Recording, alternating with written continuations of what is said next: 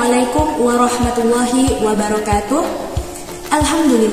Alhamdulillahi rabbil alamin. Wassalatu wassalamu ala asyrafil anbiya'i wal mursalin wa ala alihi wa sahbihi ajma'in.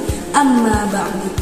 Kepada yang terhormat dosen pengampu mata kuliah Ulumul Quran 4, Ibu Dian Rahmawati STHIMA, dan teman-teman sekalian yang insya Allah dirahmati oleh Allah Subhanahu wa Ta'ala. Pada kesempatan kali ini, kami dari kelompok 2 yang terdiri dari saya, Widya Yuningsih, Nurul Asyikin, dan juga Tiara Dwi Wulandari akan menyampaikan sebuah materi yang berjudul dakwah di dalam Al-Quran. Adapun tujuan pembuatan video ini adalah untuk memenuhi tugas mata kuliah Ulumul Quran 4 yang dibimbing oleh Ibu Dian Rahmawati. Bismillahirrahmanirrahim. Baiklah, saya di sini akan menjelaskan mengenai materi pengertian dakwah. Dakwah berasal dari da'a, yad'u, dan da'watan, yang dimana artinya itu menyeru, memanggil, memohon, dan mengajak. Arti dakwah ini itu terbagi dalam bentuk fi'il dan isim, yang dimana terulang dalam Al-Quran itu sebanyak 211 kali. Di dalam masdar, dia itu terulang sebanyak 10 kali, fi'il mahdi 30 kali, fi'il mudhari sebanyak 112 kali, dan fa'il isim itu dia sebanyak 7 kali. Pengertian dakwah dalam Al-Quran pun terdapat dalam Quran surat Ali Imran ayat 104, yang dimana berbunyi, A'udzu billahi minasyaitonir rajim. Bismillahirrahmanirrahim. Wal takum minkum ummatun yad'una ilal khairi wa ya'muruna bil ma'rufi wa yanhauna 'anil munkar wa ulaika humul muflihun. Artinya, dan hendaklah di antara kamu ada segolongan orang yang menyeru kepada kebajikan, menyuruh yang ma'ruf dan mencegah dari yang mungkar, dan mereka itulah orang-orang yang beruntung. Dan dapat kita simpulkan dari Quran surat Ali Imran ayat 104, yang dimana sudah saya bacakan tadi, dakwah itu adalah memanggil, menyeru, dan mengajak, yang dimana maksud dari ayat tersebut itu kita itu membawa manusia kepada jalan dan situasi yang baik, ataupun kita dapat memberi petunjuk ataupun hidayah. Baiklah, selanjutnya mengenai metode dakwah yang terdapat di dalam Al-Quran. Jadi sebelum saya jelaskan apa-apa saja sih metode dakwah yang terdapat di dalam Al-Quran, perlu teman-teman ketahui mengenai apa itu dakwah dan metode terlebih dahulu. Jadi metode di sini yaitu suatu cara yang mana diimplementasikan untuk menyatukan atau membuat suatu kegiatan yang nyata untuk kemudian mencapai suatu tujuan tertentu. Sedangkan dakwah adalah bagaimana cara kita untuk menyampaikan sesuatu kepada seseorang maupun perkelompok yang mana bermaksud ataupun dengan tujuan supaya orang tersebut dapat memahami apa yang kita sampaikan. Nah, metode dakwah dalam Al-Quran ini sudah terangkum ataupun tercantum di dalam Quran Surah An-Nahl ayat 125 yang berbunyi, Bismillahirrahmanirrahim. Ud'u ila sabili rabbika bil hikmati wal mau'izatil hasanah wajadilhum billati hiya ahsan. Inna rabbaka huwa a'lamu biman dhalla 'an sabilihi wa huwa a'lamu bil muhtadin. Yang artinya, serulah manusia kepada jalan Tuhanmu dengan hikmah dan pelajaran yang baik, dan bantalah mereka dengan cara yang baik. Sesungguhnya Tuhanmu dialah yang lebih mengetahui tentang siapa yang tersesat dari jalannya, dan dialah yang lebih mengetahui orang-orang yang mendapat petunjuk. Nah, jadi di dalam Quran Surah An-Nahl ayat ini itu terangkum menjadi 3 metode, yang mana yang pertama itu ada metode hikmah. Nah, metode hikmah ini adalah yang mana ketika kita ingin melakukan dakwah kepada seseorang itu harus kembali kepada diri sendiri. Yang mana ketika ingin berdakwah, kita tidak usah membedakan baik itu dari segi tahta maupun dari segi fisik seseorang yang ingin kita dakwahi. Akan tetapi tentang bagaimana cara kita menyampaikan sesuatu supaya apa yang kita sampaikan itu bisa diterima dengan baik oleh orang tersebut. Selanjutnya, metode yang kedua yaitu mau'izah hasanah atau yang biasa disebut dengan nasihat yang baik. Nah, jadi dalam memberikan suatu dakwah kepada seseorang, tentunya harus menggunakan cara yang baik. Dalam artian kata, tidak menggunakan yang namanya paksaan maupun namanya kekerasan, sehingga apa yang kita sampaikan bisa diterima dan dicerna oleh masing-masing individu tersebut. Contoh lain ketika ingin melakukan metode dakwah dengan menggunakan nasihat yang baik ini yaitu dengan cara menyampaikan ataupun memberikan mengenai peristiwa-peristiwa bersejarah terdahulu maupun cerita kisah Nabi terdahulu yang mana kisah dan peristiwa tersebut mengandung pesan moral dan juga nilai tertentu sehingga orang-orang yang menerima ataupun mencerna setiap perkataan yang kita sampaikan bisa melaksanakan di kehidupan sehari-hari. Kemudian yang ketiga itu ada metode melalui perdebatan. Nah, perdebatan di sini bukan berarti dengan menggunakan kekerasan, akan tetapi tentang bagaimana cara kita menyampaikan yang mana argumen ataupun ide yang digunakan itu harus sesuai dengan apa yang ingin disampaikan. Sehingga argumen maupun ide tersebut harus kuat, yang mana orang-orang bisa meyakini apa yang akan kita sampaikan. Dan yang terakhir, metode mengenai metode keteladanan yang mana sudah tertera di dalam Quran surah Al-Ahzab ayat 21 yang berbunyi Bismillahirrahmanirrahim. Laqad kana lakum fi rasulillahi uswatun hasanatun liman kana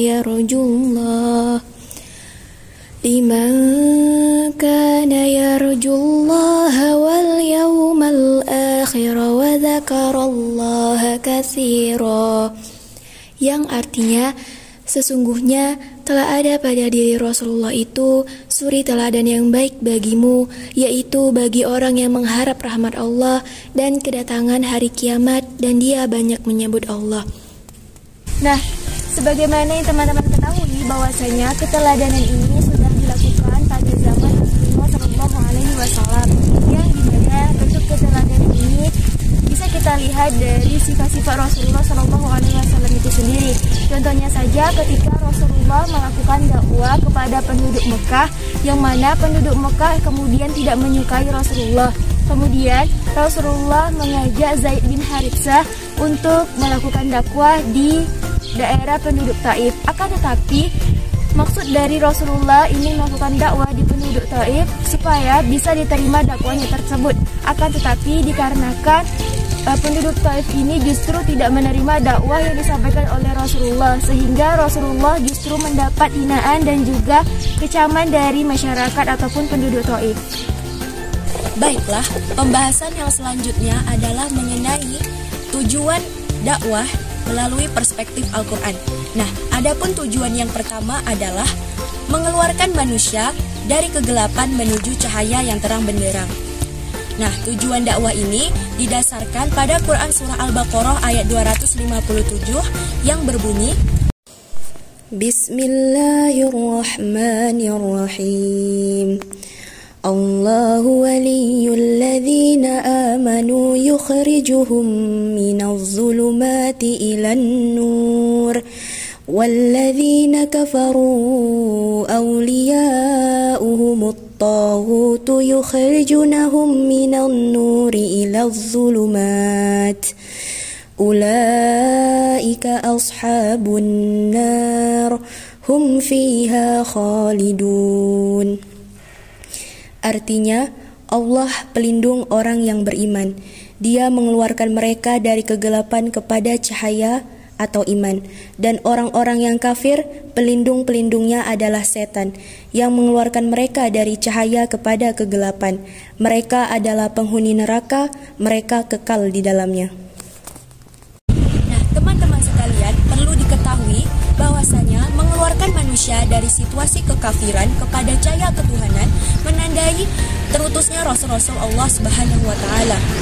Nah, di saat syariat agama yang dibawa oleh seorang rasul ini mulai meredup sehingga umat kembali terperosok ke dalam kegelapan, maka Allah Subhanahu wa taala mengutus rasul-rasul yang baru untuk membawa mereka kembali kepada cahaya ketuhanan.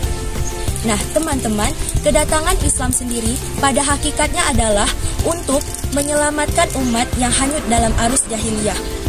Dalam konteks historisnya, Nabi Muhammad SAW telah menunjukkan usaha keras pun tanpa mengenal lelah untuk melepaskan umat manusia ini dari cengkraman jahiliyah menuju kehidupan yang penuh rahmat dalam genggaman Islam. Adapun tujuan dakwah dari perspektif Al-Quran yang kedua adalah memotivasi untuk beriman. Pada dasarnya tujuan dakwah ini adalah untuk mengantarkan objek dakwah atau mad'u agar beriman kepada Allah dan mengesahkan Allah semutlak-mutlaknya. Nah, berbicara tentang keimanan, di dalam bingkai akidah Islamiyah dikenal dua bentuk pengesaan kepada Allah. Nah, apa saja? Yang pertama adalah pengesaan Allah, yakni meyakini hanya Allah lah yang sang pencipta alam semesta beserta isinya. Nah, bentuk pengesaan seperti ini disebut sebagai tauhid rububiyah. Sedangkan bentuk pengesaan yang kedua adalah bentuk pengesaan kepada Allah, yakni hanya dalam artian hanya tunduk, taat, dan patuh dan pasrah kepada Allah. Untuk pengesaan ini disebut sebagai tauhid uluhiyah atau tauhid ilahiyah. Tujuan dakwah ini didasarkan pada Quran surah Al-Fajr ayat 8-9 yang berbunyi, Bismillahirrahmanirrahim. Inna arsalnaka syahidan wa mubasysyiran wa nadhira litu'minu billahi wa rasulihi wa tu'azziruhu wa tuwaqqiruhu wa tusabbihuhu bukratan wa asila. Artinya, sungguh kami mengutus engkau Muhammad sebagai saksi, pembawa berita gembira dan pemberi peringatan, agar kamu semua beriman kepada Allah dan Rasul-Nya, menguatkan agamanya, membesarkannya dan bertasbih kepadanya pagi dan petang. Dakwah mendorong agar orang ini beriman dengan sebenar-benarnya. Nah, ciri-ciri orang yang beriman itu seperti apa? Ciri-ciri orang yang beriman antara lain, jika disebutkan lafaz Allah, maka hatinya akan gemetar. Kemudian apabila dibacakan ayat-ayat Allah, maka keimanannya pun akan bertambah, serta orang-orang yang bertawakal kepada Allah. Di samping itu, mereka juga mendirikan sholat, menunaikan zakat, dan juga menafkahkan sebagian rezekinya yang diberikan oleh Allah Subhanahu wa taala. Dan orang-orang yang beriman ini juga sebagian dari mereka menjadi penolong orang yang lain. Kemudian mereka menyuruh kepada yang ma'ruf dan mencegah daripada yang mungkar. Dan mereka juga taat kepada Allah dan juga Rasul-Rasulnya. Nah, dakwah dalam konteks ini diarahkan kepada upaya pembinaan keimanan yang berbasis pada tauhid. Nah, bagaimana upaya pembinaan keimanan tersebut? Yakni dengan memfungsikan dakwah sebagai pemelihara keimanan agar terus konstan, bahkan bisa lebih ditingkatkan lagi. Baiklah, tujuan dakwah melalui perspektif Al-Quran yang ketiga adalah mendorong umat Islam ini agar menjadi muslim yang seutuhnya. Nah, jika ayat ini dipahami sebagai dakwah internal, maka tujuannya adalah untuk peningkatan kualitas keislaman seseorang. Nah, landasan strukturalnya adalah Quran surah Al-Baqarah ayat 208 yang berbunyi, Bismillahirrahmanirrahim. Ya ayyuhalladzina amanu udkhulu fis-silmi kaffah wa la tattabi'u khutuwatis syaitan innahu lakum aduwwum mubin. Artinya, wahai orang-orang yang beriman, masuklah ke dalam Islam secara keseluruhan, dan janganlah kamu ikuti langkah-langkah setan. Sungguh ia musuh yang nyata bagimu. dakwah dalam konteks ini bisa diarahkan kepada upaya-upaya untuk senantiasa meningkatkan kualitas keislaman seseorang. Peningkatan kualitas keislaman di sini yang seperti apa dan yang bagaimana? Nah, peningkatan kualitas keislaman di sini bisa dilihat dari segi apresiasinya, penghayatannya, serta pengamalannya terhadap dimensi keyakinan, ibadah maupun akhlak.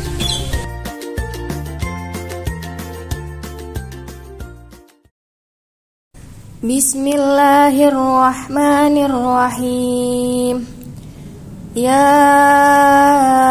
ayyuhal mudassir, kum fa'anzir, wa rabbaka fakabbir, wa siyabaka fatahhir, warrujza fahjur, wa la tamnun tastaghfir. Artinya, wahai orang yang bergumul, bangunlah lalu berilah peringatan.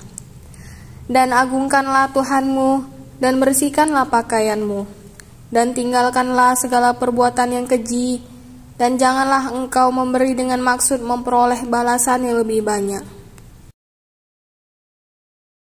Bismillahirrahmanirrahim. Ud'u ila sabili rabbika bil hikmati wal mau'izatil hasanah wajadilhum billati hiya ahsan. Inna rabbaka huwa a'lamu biman dhalla an sabilihi wa huwa a'lamu bil muhtadin.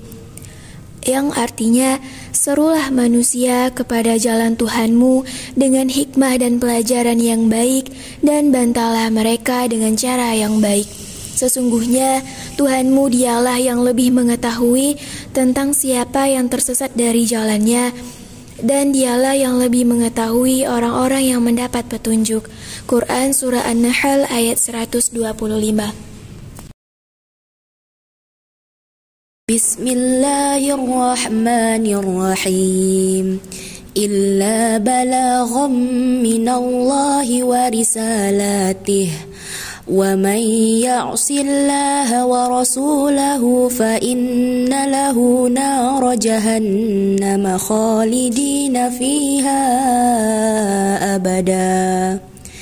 Artinya, aku hanya menyampaikan peringatan dari Allah dan risalahnya, dan barang siapa mendurhakai Allah dan Rasulnya, maka sesungguhnya dia akan mendapat azab neraka jahanam.